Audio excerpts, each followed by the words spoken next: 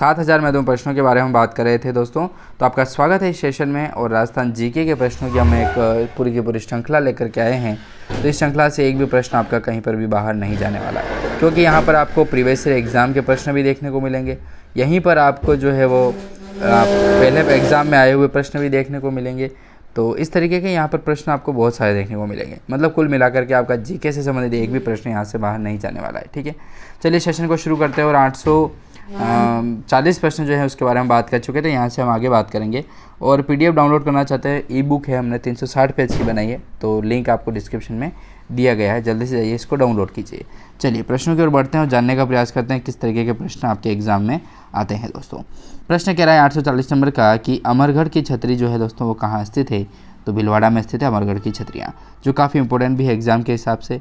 ऐसे प्रश्न यहाँ पर जोड़े गए हैं जो आपको एग्जाम में अभी तक नहीं पूछे गए हैं। 841वां प्रश्न है कि सिंधिया अप्पाजी की छतरी जो है वो कहाँ स्थित है। तो नागौर में स्थित है सिंधिया अप्पाजी की छतरी, नागौर में स्थित है। अगला प्रश्न कह रहा है 842 नंबर का कि अकबर की छतरी जो है वो कहाँ स्थित है। तो बयाना में स्थित है अकबर की छतरी, और बयाना है अपना भरतपुर में। बयाना दुर्ग भी स्थित है जो भरतपुर में आता है। 843वां प्रश्न है कि जोगीदास की छतरी जो है वो कहाँ स्थित है। तो उदयपुर वाटी में स्थित है, और उदयपुर वाटी है अपना झुंझुनू में। तो उदयपुर वाटी जो स्थान है झुंझुनू का, वहाँ पर जोगीदास की छतरी स्थित है। तो कंफ्यूज आपको नहीं होना है, उदयपुर वाटी स्थान जो है वो जोधपुर झुंझुनू में स्थित है, जबकि उदयपुर जो है वो एक राजस्थान का जिला है। ठीक है, हाँ, जो मेवाड़ के अंतर्गत आता है। अगला प्रश्न है 844 नंबर का कि बागौर की छतरी जो है वो कहाँ स्थित है। तो बागौर की छतरी हो जाएगी अपने उदयपुर में स्थित है। बागौर की छतरी उदयपुर में स्थित है। छतरी नहीं, बागौर की हवेली कहते हैं उसको हिसाब से, तो छतरी यहाँ पर गलत लिख रखा है, तो आप याद रखिएगा बागौर की हवेली के नाम से जानते हैं। तो बागौर की जो हवेली है वह अपने उदयपुर में स्थित है दोस्तों। ठीक है, चलिए इसी कड़ी में अगला प्रश्न आता है 845 नंबर का कि नाथूराम पोद्दार की हवेली जो है वो कहाँ स्थित है।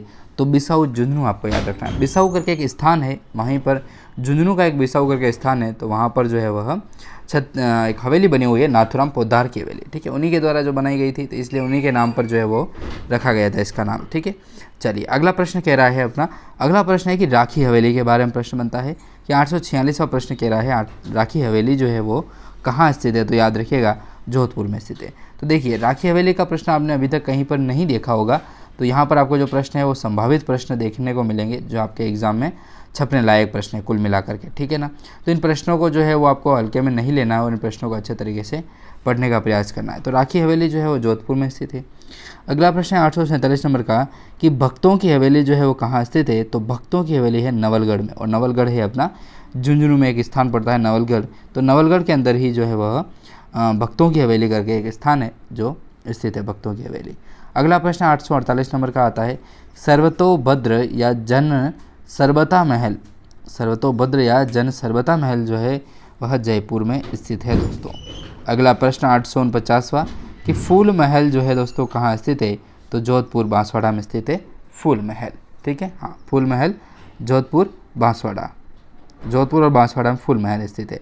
850वां प्रश्न है कि हर सुख विलास महल कहाँ स्थित है। तो करौली में स्थित है हर सुख विलास महल, करौली में। तो अगले क्वेश्चंस अगले वीडियो में जानेंगे। धन्यवाद।